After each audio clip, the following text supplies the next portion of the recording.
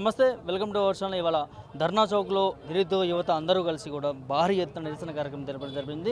ప్రభుత్వం వారికి ఇచ్చే డిమాండ్లు ఏవైతే ఖచ్చితంగా నెరవేర్చాలా, లేకపోతే ప్రభుత్వం మెడలు వంచైనా నెరవేర్చుకుంటామని చెప్పి ఇక్కడ ధర్నా చేయడం జరిగింది. ఇదే అంశం మనతో మాట్లాడడానికి అశోక్ సార్ గారు ఉన్నారు. వారితో మరిన్ని విషయాలు తెలుసుకునే ప్రయత్నం చేద్దాం. చెప్పండి సార్, ఇవాళ ధర్నా విజయవంతమైందని చెప్పుకోవచ్చా? డిమాండ్స్ ఏంటి? 200% సక్సెస్ అయింది. తెలంగాణ రాష్ట్రం వచ్చినప్పుడు ఎన్నో ఉద్యమాలు వచ్చేవి. అంత స్థాయిలో ఇవాళ ఇందిరా పార్కు ధర్నా, నాకు తెలిసి ఈ కాంగ్రెస్ గవర్నమెంట్ వచ్చినాక ఇంతమందితో చేసిన ఒక ధర్నా నిరుద్యోగుల ధర్నా ఉంటుంది.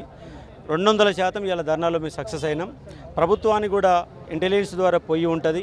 నిరుద్యోగులను కూడా పట్టించుకోకపోతే ఇది అన్రెస్ట్ ఇంకా పెరిగి మహా ఉద్యమంగా మారితే మీ ప్రభుత్వాలే కూలిపోతాయి.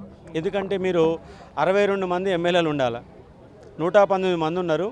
60 మంది ఉంటే సరిపోతుంది. మీకు ఎక్కువ 4 ఉన్నారు. ఎవరైనా జంప్ అయ్యారంటే మీ ప్రభుత్వమే కూలిపోయే పరిస్థితి ఉంటుంది. కానీ నిరుద్యోగుల నుంచి పట్టించుకోండి. ఎందుకంటే మిమ్మల్ని భుజస్కంధాల మీద మోసి ఇప్పుడు అధికారంలో కూసబెడితే కనీసం మా గురించి పట్టించుకోరా? మీకు సినిమా తారలతో వాళ్ళతో వీళ్ళతో మీటింగ్ పెట్టే టైం ఉంటుంది, కానీ నిరుద్యోగుల గురించి ఒక్కసారన్నా ఈ రేవంత్ రెడ్డి ప్రభుత్వం ఒక్కసారన్నా మీటింగ్ పెట్టిందా? నిరుద్యోగుల బాధలు పట్టించుకుందా అంటే ఎక్కడ కూడా పట్టించుకోలేదు. కంపల్సరీగా గ్రూప్ 2, 3లో పోస్టులు పెంచాలని ఒక ప్రధాన డిమాండు. అలాగే గ్రూప్ 1లో ఎందుకంటే 3 సార్లు రాసినాం, ఒకసారి రాసినాం అడిగేవాళ్ళం కాదు. 3సారి గట్టిగా చదివినాం కానీ రద్దయిపోయింది.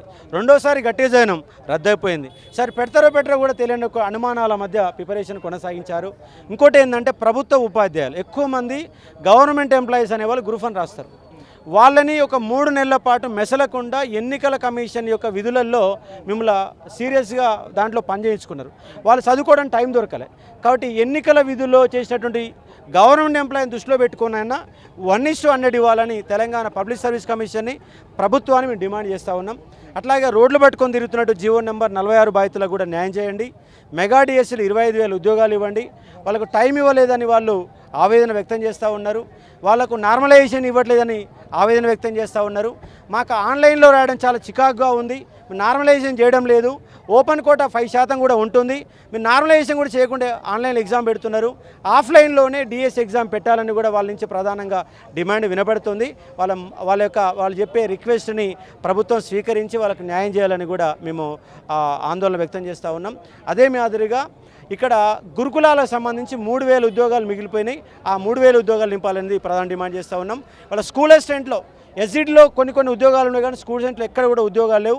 ఇవాళ నిన్న మార్చి 31 నుంచి ఎన్నో రిటైర్మెంట్లు కొనసాగుతున్నాయి.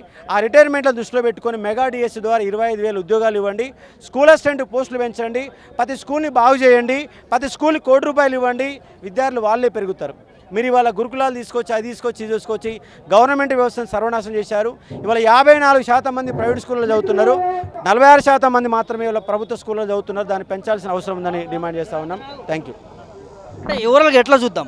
6 నెలలు అయింది. 6 నెలల్లో ప్రభుత్వానికి టైం ఇవ్వాలని చెప్పి కూడా ప్రభుత్వం నుంచి చెప్తా ఉంది. 3 నెలల టైం ఇచ్చినాం మేము. 100 రోజులు టైం అడిగారు. 100 రోజుల తర్వాత ఉద్యమాలు చేసినాం. ఇంతకుముందు ఆమరణ నిరాహార దీక్ష కూడా చేయడం జరిగింది. 6 నెలలు అయింది. మీరు సంవత్సరంలో 2 లక్షల ఉద్యోగాలు ఎట్టిస్తామని చెప్పారు. టైం ఎందుకు మీకు? మీరు ఇయర్ కాలంలో ఫిబ్రవరి 1 నాడు ఇస్తున్నారు, ఏప్రిల్ 1 నాడు అన్నారు, జూన్ 1 నాడు ఫస్ట్ ఫేజ్ అన్నారు, డిసెంబర్ 2nd ఫేజ్ అన్నారు, జూన్ ఫస్ట్ ఫేజ్ అయిపోయింది, టైం అయిపోయింది. 2 లక్షల ఉద్యోగాలు ఒక్క ఉద్యోగం ఇవ్వకపోతుంది. ఎట్లా నమ్మాలి మిమ్మల్ని?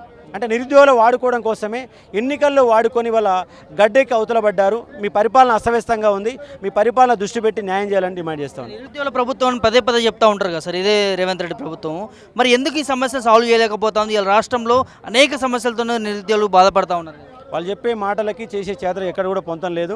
వాళ్ళు అనుకున్న నిరుద్యోగులే ప్రభుత్వాన్ని గది తీసుకొచ్చారని ఆయనే చెప్తున్నాడు, కానీ నిరుద్యోగుల నుంచి మాత్రం మీటింగ్ పెట్టాడు. ఒక్కసారి కూడా నిరుద్యోగులతో మీరు మాట్లాడండి, ముఖ్యమంత్రి ఆధ్వర్యంలో ఒక మీటింగ్ పెట్టండి, మా బాధలు వినండి, మాకు న్యాయం చేయాలని డిమాండ్ చేస్తూ ఉన్నాం. కంపల్సరీగా మీరు న్యాయం చేయకపోతే నెక్స్ట్ అసెంబ్లీ ముట్టడీలు ఉంటాయి, మీ ప్రభుత్వాన్ని కూలిపోయే పరిస్థితి కూడా వస్తాయని చెప్పి హెచ్చరిస్తాం.